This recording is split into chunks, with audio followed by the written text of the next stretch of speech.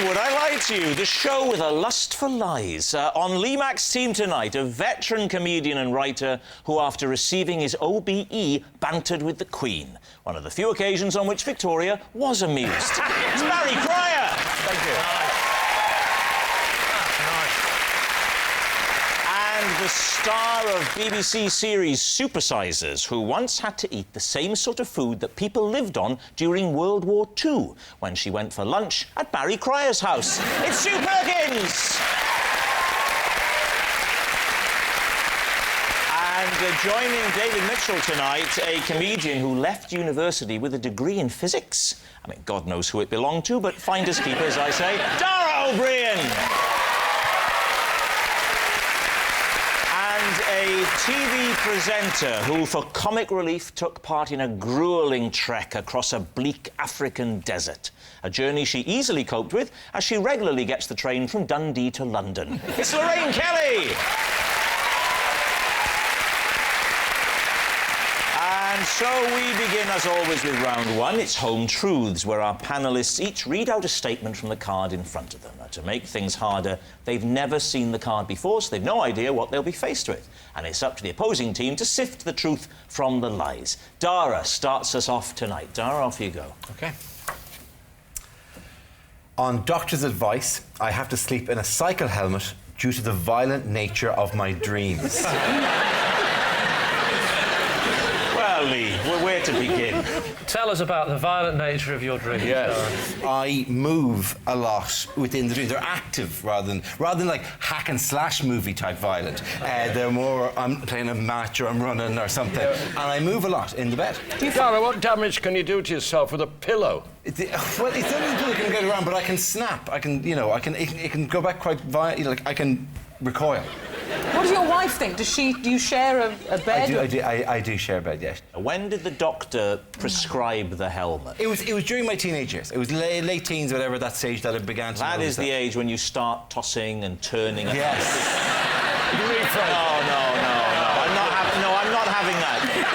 If I can't make an innocent comment, please, this isn't Never Mind Your Buzzcocks. I dreamt, this is true, I dreamt the other night that I was being spooned, I was the spoonee, with a lion. Seriously, and I could feel its big, hairy arms and its legs, well, they're all legs, aren't they? All legs around me, and I could feel it, and I could smell it, and it was so vivid, and I liked it. So the last thing I would have done is lash out because I was feared for my life. Yeah, but I didn't have that dream. You feared for your life and you liked it. It was a lion! I thought when you said you liked it, you must have in some way thought you were safe with this lion. But it was actually the fear that you liked. We've all had experiences in bed, David, where we are simultaneously afraid and excited. Yeah? So, Dara, back to the image. Yeah. What do you wear in bed? Other than that? Yeah. Pyjamas and a T-shirt. It's a lovely look. The pyjama with the jacket. I don't wear the jacket. That's unnecessarily As if you wear a blazer in bed, it would clash with your cycle helmet. It is odd, isn't it, the way pyjamas have a collar that could take a tie.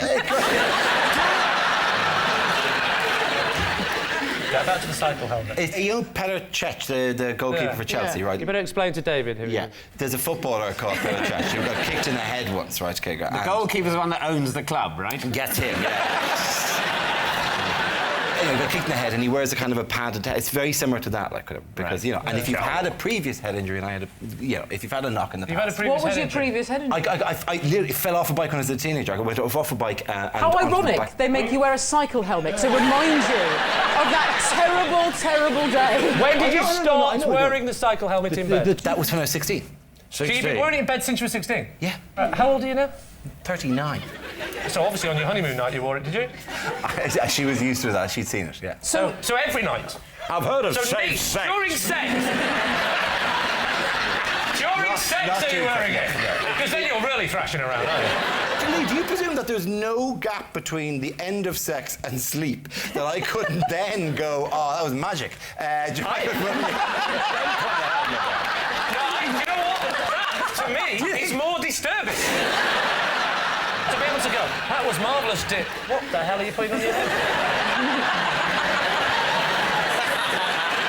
Right, Lee, it's time to take a guess. Well, what do you think? If he's not telling the truth, he's made life very hard for himself because he didn't have to say he was doing it for 23 years. How long have you known him for? I never slept with him. No. I Oh, it's lie. Say it's a lie. So, Dara, are you telling the truth or was it a lie? That scar that goes from there to there? Huh? Yeah? Nah, it's a lie.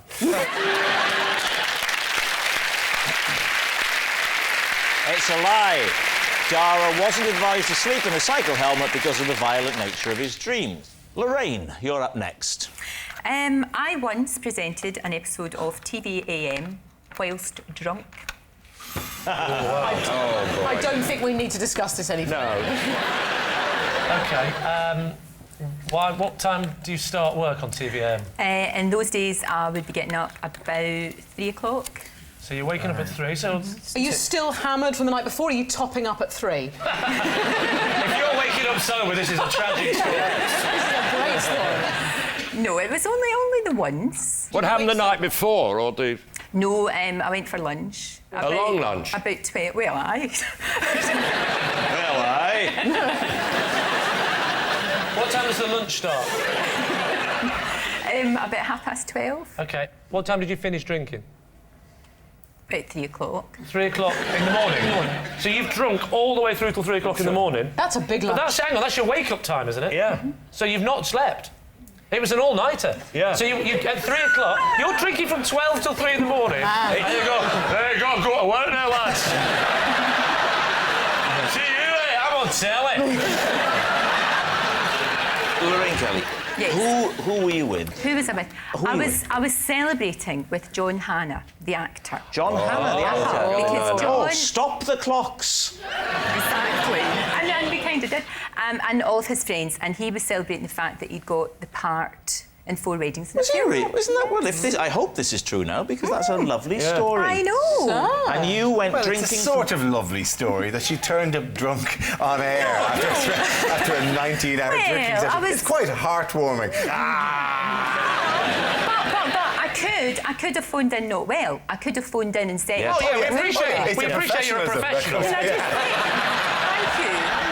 What might we have noticed about Lorraine Kelly that morning? Oh, no. Absolutely. Did you have your top absolutely on? I did.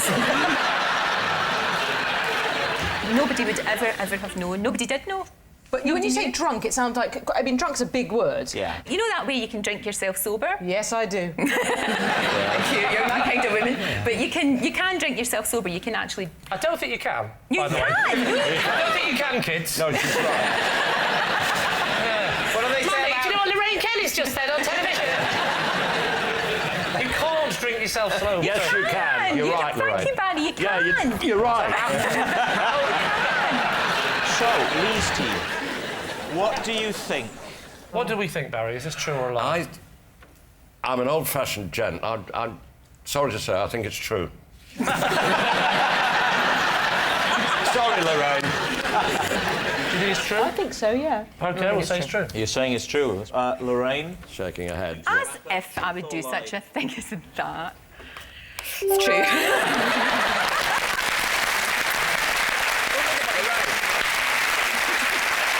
Yes, it's true. Lorraine did once present an episode of TVAM drunk.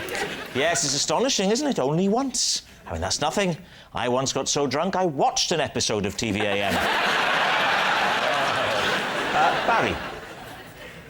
I have written and had published a trilogy of romantic novels under a female pen name.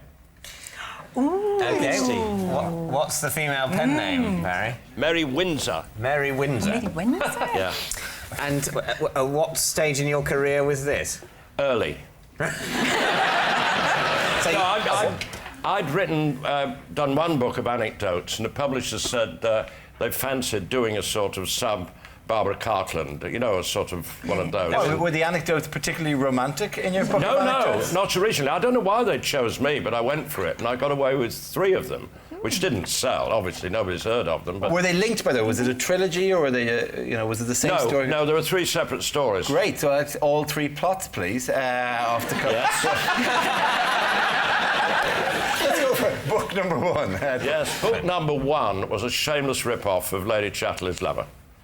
It was about a guy who worked on the estate and the lady of the manor. It was just blatant. And what was it called, Barry? What was the title of that one? My Land. It was a quotation from the lady of the manor who said it at a crucial point in the plot. Oh, how crucial. On their first falling out. They become lovers, and then it became very tense and something, and then she became very autocratic with him. And it was a very moving moment, if I say so myself.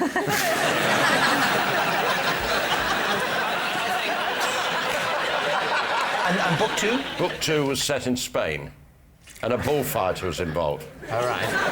Same plot, I'm not kidding you. Was book two called My Bull? I'm ashamed to say it was called Hasta la Vista. OK. I wish you wouldn't go on about this. I'm not proud of them. I think I want to read them. Yeah. And book three? 1 year, it was called. 1 year. 1 year. You didn't go overboard in the titles. No, simple, self-explanatory titles. What was the plot of book three? The plot of book three was on board a liner. On board a liner. My liner. This posh, frustrated woman went on a liner and met the steward. Why did they stop this? This is gold! Which one, now that you look back, Barry, with the wisdom that you've accrued over the years... Yes. Which one are you proudest of? The third one, because I was starting to get the hang of it. But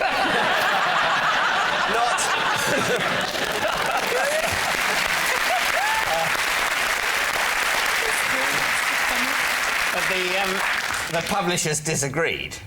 They thought you were losing what hang of it you'd ever had. Yes. What are you thinking, David Steve? What do you think, Lorraine? Oh, no. You know, I just don't see Barry having the time to do it. And I could write those drunk in the morning.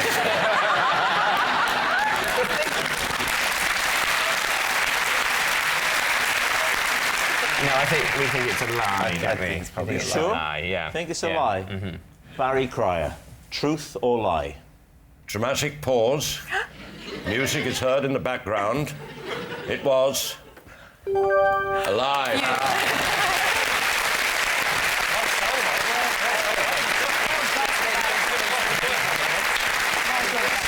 It's a lie. Barry hasn't written a trilogy of romantic novels under a female pen name. I love romantic fiction. And the new Jilly Cooper book features a highly sexed woman who makes love in the strangest of places. It's on the shelves Monday, hanging from a chandelier Tuesday, and top of the wardrobe Wednesday.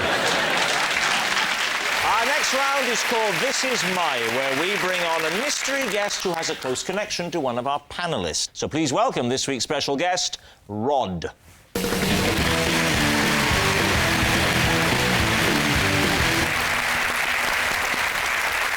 So, Barry, first of all, what is Rod to you? This is Rod. He drives my favourite bus, and whenever I see it, I shout, "Hello, darling!" Sue, how do you know Rod? This is lovely Rod, who's my local butcher, and when I won Maestro, he had a whole pig in the window, and he stuck my face on its face, and he put a little conducting baton in its trotters to celebrate. And finally, Lee, your relationship with Rod? This is Rod, and after we accidentally took each other's baggage from the carousel, I ended up having to wear his clothes for 3 days on holiday. So there we have it. Barry's bus driver, Sue's creative butcher, or Lee's unlucky holiday goer. David, off we go. So your local butcher... Yes. You got to know him quite well before you were sort of represented in pig form. For about 7 years, off and on. And is this like a posh butcher's, basically? Well, no. What do you mean by posh Well, butcher? I basically think going to a butcher's is quite posh. Yeah. On the basis that most people buy meat at supermarkets, don't they? Well, no, the butcher's en route to the tube, so I've always gone. And If also you I've need some meat to gnaw on the tube. Tube. That's where you're... basically, it's on that route, so I always say hello, and there's 3 of them that work there, of which Rod's one. And also, I've got dogs, so they always give me bones for the dogs. So this is sort of a 1950s idiom. Yeah, exactly. Exactly, sir. Sue, this was done, so you say, in honour of the programme Maestro. Yeah. Now, just tell us what that was. This is a programme where you learn how to be an orchestral conductor. And so where did they hit the leap going, an orchestral conductor, a pig? But to be fair, when you say why on a pig, I mean, he is a butcher. He's not... Yeah. He's not, exactly. He can't That's say, his should we put it medium. on the face of the pig or the dead body of Andre Previn? How was your face done? Was it like a colour printout? Yeah, like something they've got off the internet. So it's quite pixelated. Not pixelated. I think you mean low resolution. That's what I mean. Not like Otherwise, smiley it would face. be people would sort of go, "That's clearly the pixelated face of Sue Perkins on there." Moving on to what number bus is it, Barry? H14, Hatch End to Norfolk Park Hospital. Right. And in reverse. No, he doesn't drive in reverse. And I don't shout hello, darling, at Rod, nothing personal, Rod. I shout it at the bus because it's my friend. You shout it when the H14 drives past. So when you're planning to get on it, Yes, then at what point do you shout, "Hello, darling"? I'm a creature of whim. It might be early, it might be late, it might be when I'm getting on. I want to vary it. Do you add, "I'm coming in, darling"? No, there's no foreplay. Right, well... David, what about Lee's claim? So where were you going on holiday? Thailand. Right. Me and Rod have got our bags mixed up on the carousel, and so as a result of that, I had to wear his clothes for 3 days. Where did you fly to? Bangkok? Flew to Bangkok, yeah. Right. You didn't have proper labels on your case? Absolutely Well, correct. that was very remiss. Well, it was a remiss. Ooh. It was Lorraine, Say it was that again. remiss, or I'm lying, Aye. wasn't it? Yeah. In which case, it wasn't remiss. Okay. So, think it really just to clarify, Lee, are you still saying this is true, or has the very suggestion that you might be remiss made you abandon I'm not, any no. attempt at playing this I game? will not be I'm not going to be called remiss. Okay, it's nonsense. It's nonsense. I'm not a fool. I actually label my luggage very carefully. I think that's very important, but I'm not for a moment going to pretend otherwise.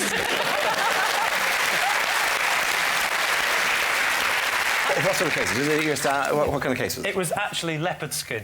Oh, not leopard skin, as in that was Yeah, it it was was patterned plastic, case. but it had the image Really? of leopard. No, blokes don't have leopard You're right. skin. No, it's my wife. My wife's But saying the Rod's idea. a proper bloke. I mean, I could so am believe... I, Lorraine. No, I Thank could you very believe... much. No, I know, but you're kind of showbiz, and I could believe you had a leopard Kind of showbiz. skin. How about I am showbiz? I don't think Rod would Remiss, have... kind of showbiz. I'm really coming for you, Kate. Not a proper man. Hang on, so there are two men of exact same build, both travelling to Bangkok on the same flight with leopard skin suitcases. People swap bags all the time, right? But they bring them back to the airport, or they get somebody at the hotel to bring them back to the airport, and they buy replacement clothes. That's They don't right. go, I will now assume the identity.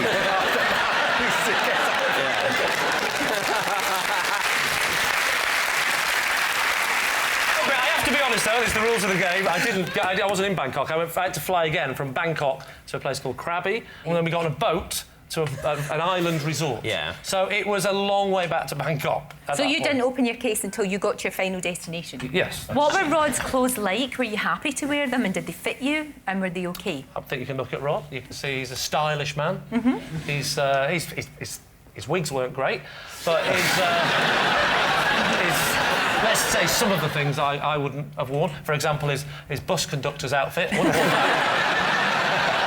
As for his butcher's outfit, What are you thinking, David? I mean, it's a tricky one, I think, this week. I think it's Sue. Really? Yeah. Say I think it's probably Sue. But Do you? I think it's Lee.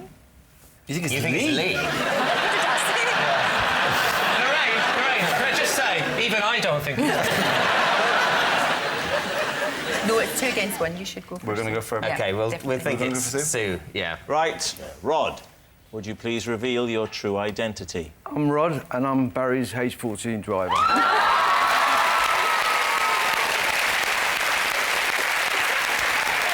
Ladies and gentlemen, Rod.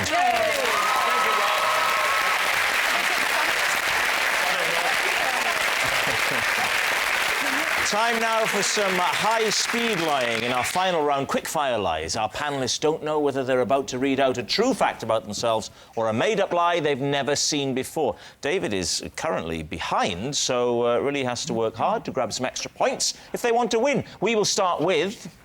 David. Possession. Right, well, you know the form. There's a box on the desk. Could be. Take out the object first and show us that, and then read out the card, please. Stop! It's true! It's true! Move on! You don't even need to hear it. This is my bare tablecloth. Customs officers once cut his head off and searched him for smuggled goods. Can we see? Is there proof? Let me Yes, see. as you can see. Is there any way of telling? There's some stitching there. Oh, just tilt his chin up then so we can see the stitching. Yeah, let's have a Not too look. much, I'm going to upset him. All right. Can we have a look at the burr? Yes, We'll see the stitching. Yeah. Throw him over it violently. No, don't I couldn't possibly. Come on, he's been decapitated. He's seen worse. You can't throw the bear. That'd be a shame. Thank you, Lorraine. Sorry, I meant you to pass it to Rob. I've now, made you do the whole journey. Take the bear over there, please, Lorraine. It's in my contract. I never leave the desk. David, just look at me. Right. I didn't... How's this making you feel?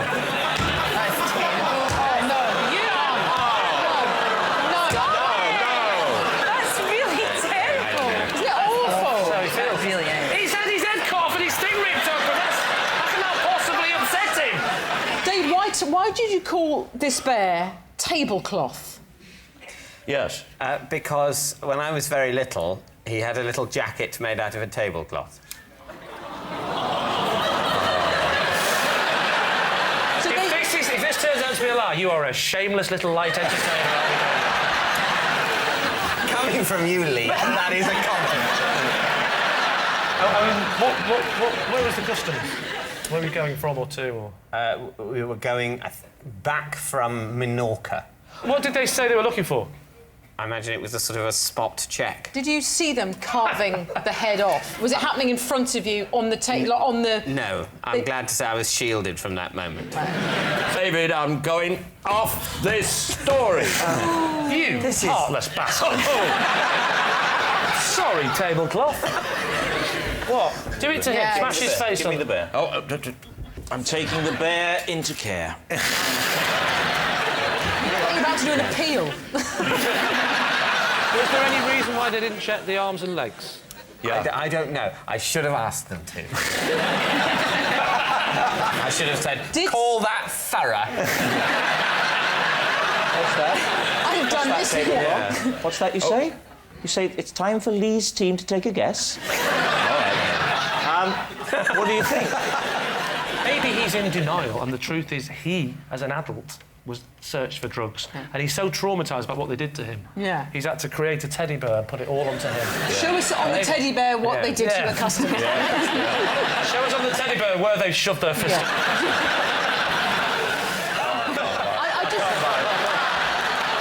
That's why the bear's hands are like that. OK, we can say lie, are we, Sue? I think so. Lie. I think so. I don't think I can argue Lie. with that. So OK, lie. David. Well, it is a lie.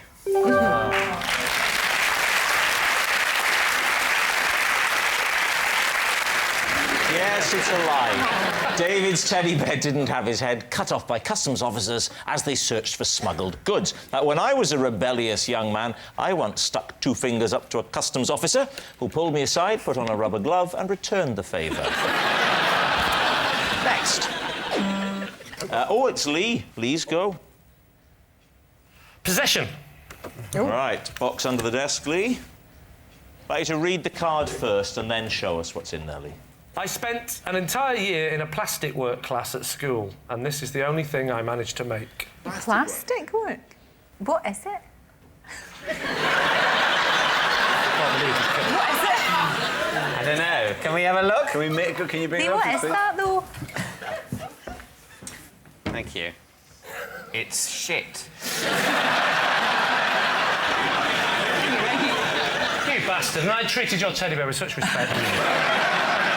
What is it, though? Ironically, it's a luggage tag. Is it a luggage tag? It's a keyring. It's a keyring, right? Oh, is it a keyring? What is Are it? you a big sports fan, are you? I do follow football. Yeah, which team do you follow? I follow Blackburn Rovers. Blackburn Rovers.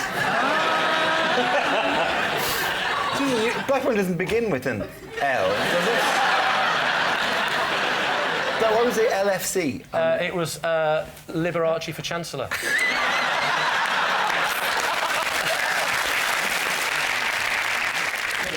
It stands for Liverpool Football Club. Yes, it does. Yeah. Why did you make a Liverpool Football Club keyring? Because it in was plastic work. Because they didn't have blue and white plastic. Blackburn Rovers. They only had red plastic. So I thought, well, I'll give it the Liverpool Football Club because it's red. Right. When did you do it? What age were you when you did that? Was it at school then?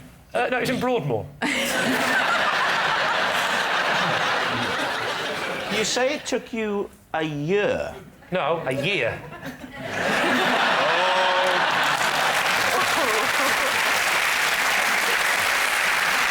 I mean, I've never heard of plastic work. I know, well, the thing is, in 1982, plastic was the future. I don't in any way disparage plastic. That's fine. I like plastic. Plastic's very useful. But a class at the school called plastic doing work. for plastic work. How did you cut it? What did Well, you not use? like that.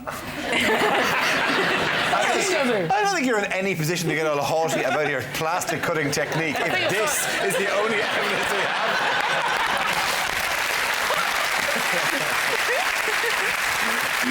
I must say, I don't believe this, but I'd love to know what this object is and who made it and why. But I think we think it's a lie. Oh, a lie. No, A lie. totally. I think it's a lie. Totally. OK, they say it's a lie. Lee, is it a truth or is it a lie? It is, in fact, true.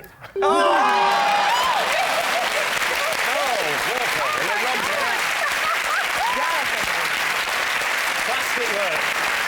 That was a lesson that never caught on. Plastic work. Plastic work. Does anyone else do plastic work? Did you get marked on that? Was that Yes, I submitted did for get marked. What was examination? your grade? I got a 2-1 and we went straight to Oxford. What do you think? Yes, it's true. And I don't know exactly what LFC stands for, but I'm guessing the first word is lazy. And that noise signals time is up, and it's the end of the show, and I can reveal that David's team have a pathetic 3 points, and Lee's team has trounced home with 8.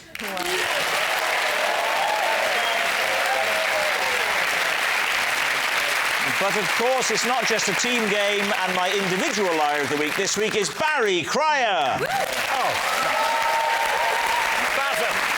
Yes, Barry Cryer, who hasn't lied so much since he typed the words new material at the top of a page of jokes. Good night.